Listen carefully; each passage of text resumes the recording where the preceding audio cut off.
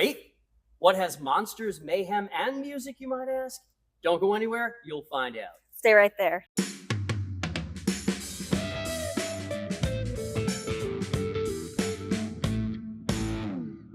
Hi, and welcome to the ArtsFam podcast. The only show of its kind that spotlights the arts and entertainment scene in Southern Maryland. We're your hosts, Lindsey, Pommerenck, and James LePore. Which is which? I'll let them figure it out. Yeah. And every episode, we bring you an engaging interview with a local artist or entertainer that's part of something that you can enjoy this week in Southern Maryland. Plus, we give you a bonus list of even more events that you can enjoy if coming to see the event that our guest is a part of isn't enough for you. So, James, I do have a question for you, though, because this is a bold choice. Like, I'm digging the pink. But, like, there's got to be a reason why you told me to do my eyeshadow pink to match. If you have been watching my shows since 2010, you will know that every October, I always wear nothing but pink shirts. And that is to remind everybody that October is Breast Cancer Awareness Month, okay? My mom was a survivor. I want all of you to never have to go through this and never become a statistic, okay? So think about it, go get it done. It's painless and it could save your life. And I want you around forever. Oh my gosh, I love that. And this was all him. He was like, okay, we're doing this. This has to be done. Honestly, I don't even remember what month it was. Yeah, open my closet. It's like pink, pink, pink, pink, pink. That's all for October. So I love that. All right, so let's get back on track. Speaking of our amazing, engaging guest, yes, who do we have this week? We are on the stage at Port Tobacco Theater in La Plata with Mike Gann, the director, and Jake Jaffe, the star of Young Frankenstein, the musical. Oh my gosh. Who knew it was a musical? I mean, I did. I remember when it was on Broadway. Theater nerd. But yeah, 100. But yeah, so we just saw it, and guys, it's so much fun, and it's such a great way to kind of get into the spooky spirit of October. And it's so much more effective to see a show and then come right up here on the stage and talk to you guys, because we're still full of the energy that the enormously packed theater gave us. Get your tickets now. Yes, thank you for putting on the show, but thank you for having us here to do this and letting us up here on your fabulous set. There are parts of the set you will absolutely not believe. I wanted to take stuff home with me, but they won't let me. So, Mike, let me ask you first. Were you a fan of the movie? And then were you a fan of the musical? Absolutely a fan of the movie. When I was middle-aged at the time, when it first came out, and it's Gene Wilder's best movie, in my opinion. It was absolutely funny. And when I saw it on Broadway across America, the musical, it was very true to the original movie, which what I really liked. It follows the movie probably 97%. And so if people are familiar with the movie and not the musical, they're going to enjoy it. That's great. And having said that, if you've seen the movie, don't bring your kids. Or if you're going to bring your kids, at least know that it's PG-13/R. There's some stuff in there. You don't want to have to explain stuff to kids on the way home. Yes, Jake, yes. You were, as Dr. Frankenstein, or Dr. Frankenstein, as you know, is said, you were just so perfectly cast. I mean, I've seen you in so many roles, and this has got to be one of the best I've ever seen. You know, you've got the voice, you've got the dancing skills, you've got the acting skills. But Lindsey and I were knocked out by one thing in particular. Yeah, okay. So, yeah, you have an opening song, and you say your lines very, very fast. I'm sitting there and like, oops, sorry. My brain moves very quickly. Thanks, ADHD. So like I was able to understand every single thing, which was even crazier. The fact that your diction was like bam, bam, bam, like rapid fire. So I'm curious if you could give them a little taste. Of course. You can call me Copernicus, Kepler, Newton, compare me to Freud, and I feel highfalutin. Call me a Darwin, I love the mystery. Call me Pasteur and watch me get teary. You can watch the rest at the Port Tobacco Play. Right. Very cool. Oh my gosh. Was that like a whole week of rehearsals in itself? So when I got the script and I listened to the Broadway soundtrack, I knew that that was the first thing I needed to learn. And so during the summer, that was the first song I learned. I came in one day and I told everyone I learned the hardest part of the brain. They didn't believe me, and then I rattled off all those words. We were wowed. Okay, wait. So what's the technique for learning that many lines? Like you've got to have like a strategy or something. I just drill the lines and the words as much as I can. If it's in this case as a musical, I listen to the songs over and over again because I listen well by ear, and my brain, for whatever reason, is really good at picking up on complex language. I'm an English teacher, so that helps. Mm-hmm. Yes. Okay. Well, sounds like you have a leg up on us all, but good for you. Oh my gosh, so cool. Mike, I said to Lindsey as soon as the show ended, I was like, this has got to be the most perfectly cast show I have seen here in I don't know how long. Tell me about auditions and what you were looking for and how you ended up with these people. So I will start. We were really blessed to have the cast that we have. Prior to auditions, we were hearing a lot on the street that a lot of people wanted to try out for it. And we were disappointed. Not as many showed out as we could. But those who did, top talent. I mean, and we have people who have been on this stage for their very first time. In this show. Yeah, right, who plays Elizabeth. That Kendra, was right? Yeah, there was Right. tons. I loved that. And even in the ensemble, we have some people first time on the stage who have really given it their all to make their part. But you're the a kind of valuable director part. I see you all the time. You bring that out of your actors. It's partly you. I appreciate that. But yeah, no, that's something that before we see a show, we always sit and look at the program. Who are we going to see? Our like the ones that we're big fans of. And honestly, it's really nice to look at a program and go, I don't know that many people here. Yeah. Ooh, fresh meat, and especially the lovely actress. I'm so bad with names. Who plays Elizabeth? Kendra. Kendra. Oh, Hyder. oh Hyder. my. She Oh works my at the local library. It's the first time we ever saw She her was before. saying that, and she said that all the time she was working across the street at the library. She thought this was a movie theater, and I can see that. Yeah, from it the used outside, to be. but Yeah. boy, thank you, Kendra, for realizing that this is live Yeah. on stage. But- Speaking of live on stage, Jake, this is the third or fourth time I've been up here on stage interviewing you, and you've always had completely different roles, whether it's a juror or whether it's Seymour in Little Shop of Horrors. Yep. Do you seek out roles that are really very different from each other, or are you just lucky enough to end up that way?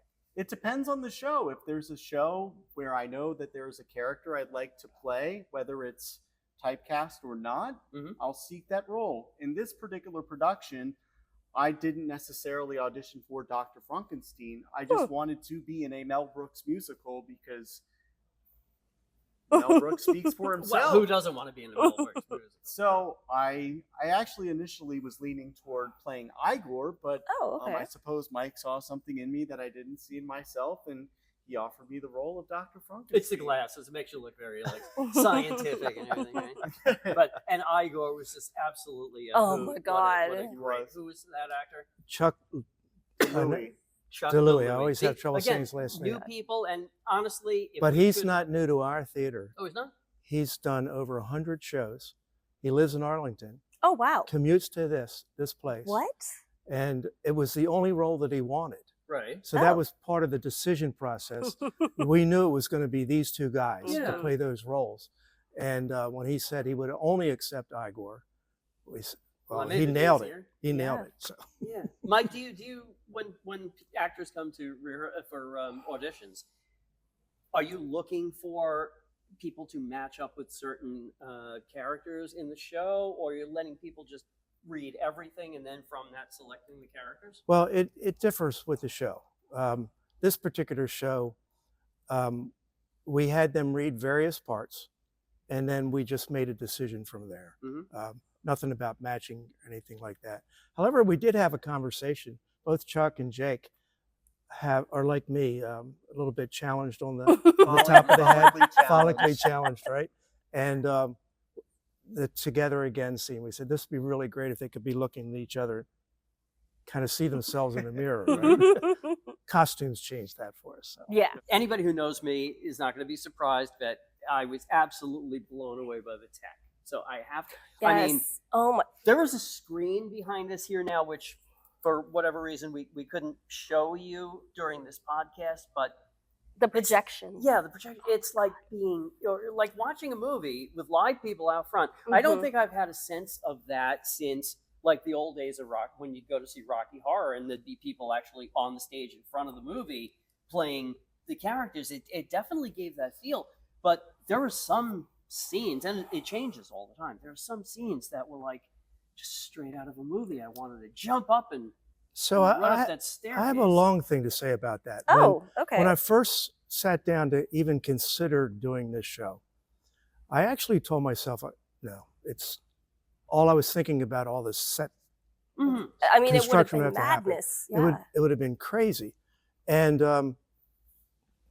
I guess I thought about it for a week or two, and then it dawned on me, because we were using projections in a smaller way in some shows earlier. So I wonder if we could use some projections. And I went to our light guy, Tommy Scott, excellent. Yes. And he said, yeah, that'd be a great idea. And at the time I was thinking our Jason, our graphics guy, could do the work. And then I realized that when you go for the license, you can actually get a projection package. Oh. However, and we used that during rehearsal with a watermark. Yeah. That obviously wouldn't be in place for the show. Yeah. But we didn't like it. Oh, okay. Jason changed it. Oh, okay, And for Jason. the better. The projections that we have for this show are absolutely remarkable. Oh, they are. And it allowed us to do much less with set building. Yeah. To be able to pull off the show and put the focus on the actors. Wait till the emails start coming in. Mr. Gann, we're doing a production in Tulsa, Oklahoma, and we really like those backdrops that you used. It's really absolutely amazing. We should talk about the set too. Who built the set? Chris McGee was the designer, and Okay. Chip Murphy and Scott Hansen built it. Fantastic. It, Yeah. I mean, again, gives you the feeling that you are really there. So, talk to me, Jake. Your take on the main character. What went into that? Like, did you want to be a lot like Gene Wilder from the movie, or were you inspired by the guy who played him in the Broadway musical? Because it sounds like you listen to the soundtrack a lot. So, like, take me through that process. I think it's a combination of both. Gene Wilder's Dr. Frankenstein, I mean, he wrote and created this character, and I knew that I shouldn't try to compete with Gene Wilder because, Wise decision. quite frankly, there was nobody like him. Right. So I was influenced definitely by the neuroticism that he brought to the character.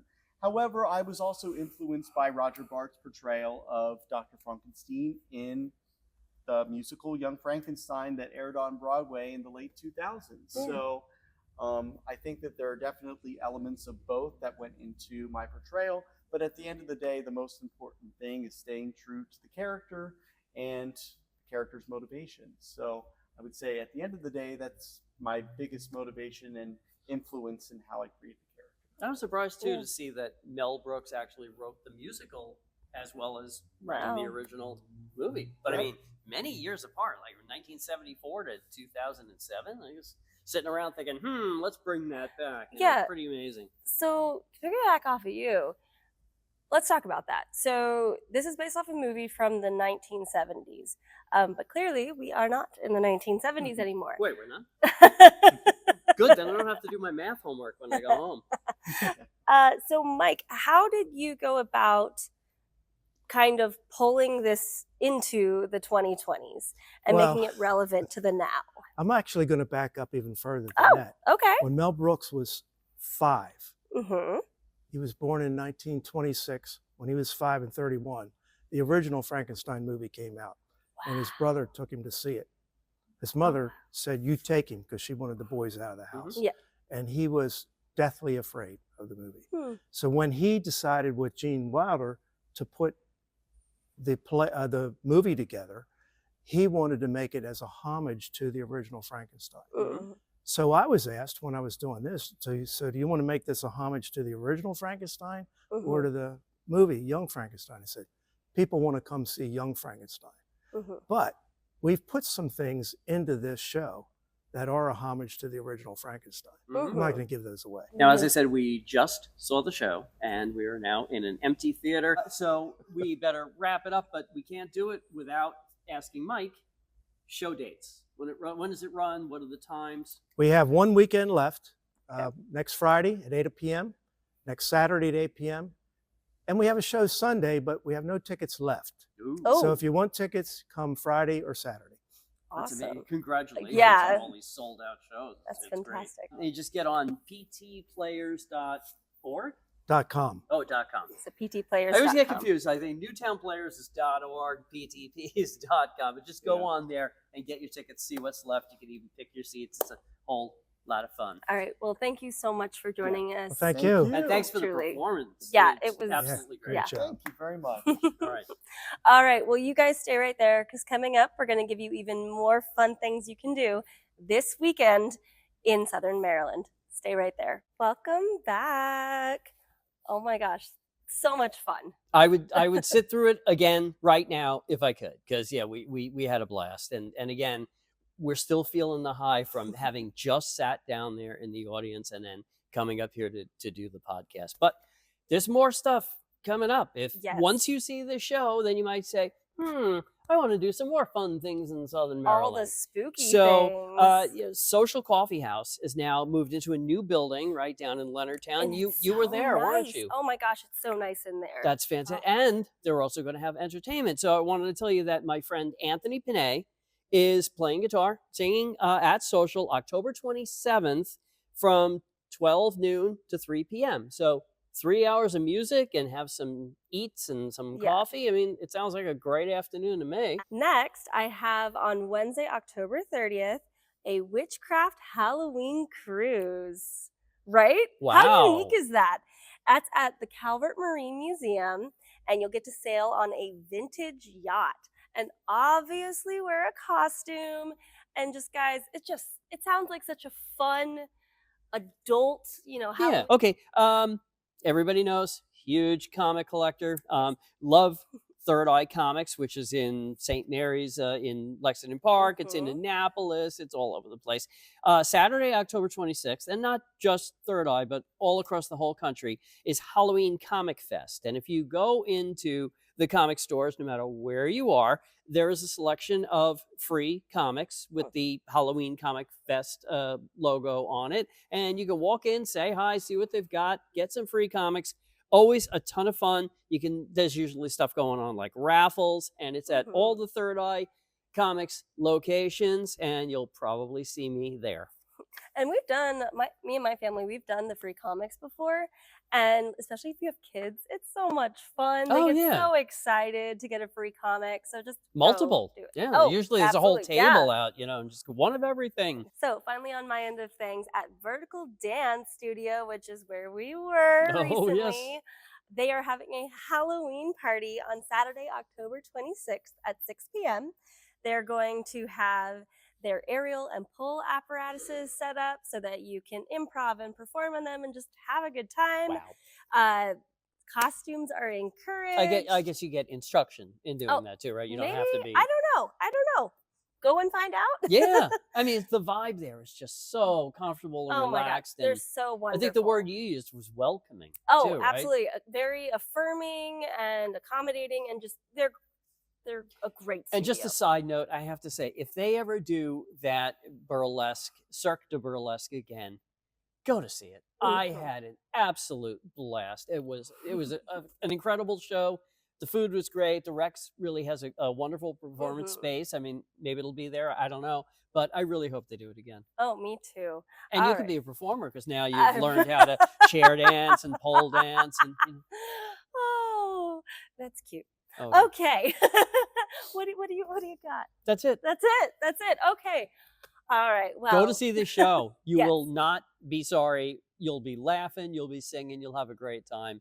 But get tickets. As you heard Mike say, some shows are already sold out. And, if not, they're selling out fast. So don't waste time. Just go to your computer right now. Get those tickets. We expect to see you down there in those seats.